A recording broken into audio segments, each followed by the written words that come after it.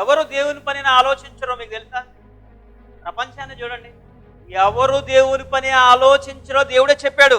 యెషయా గ్రంథం 5వ అధ్యాయం 12వ వచనం, వారు సితార స్వరమండల తంబుర సన్నాయిలను వాయించుచు ద్రాక్షరసము త్రాగుచు విందులు చేయుదురు గాని యెహోవా పని యోచింపరు, ఆయన హస్తకృత్యములు లక్ష్య పెట్టరు. ఎవరో? నేటి కల్చర్ చూడండి, పబ్ కల్చర్.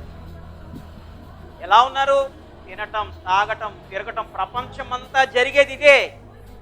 మరి వీరు దేవుని పనిని ఆలోచించరంటే ఆలోచించరు. దేవుడు చేసిన, చేతితో చేసిన పనిని ఆలోచించరు. దేవుడే చెప్తున్నాడు, నేను చేసిన పనిని వీళ్ళు ఆలోచించరు నాన్న. వీళ్ళు చేసే పని ఏంటి తెలుసా? విందులు, విజ్ఞానాలు, తినటం, తాగటం, ఎగరటం, ఇదే వీరు చేసేది.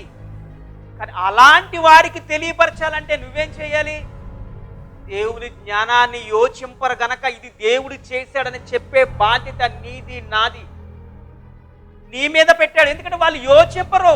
వాళ్ళ పని ఏంటో తెలుసా? తాగటం, తిరగటం, ఇదే పని. ఎవరు చేశారు ఈ ప్రకృతిని? ఎవరు నడిపిస్తున్నారు ఈ ప్రకృతిని?